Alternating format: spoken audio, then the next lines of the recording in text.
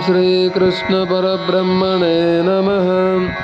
श्रीमद्भगवद्गीता अथ पंचमोऽध्यायः कर्मसन्न्यासयोगः।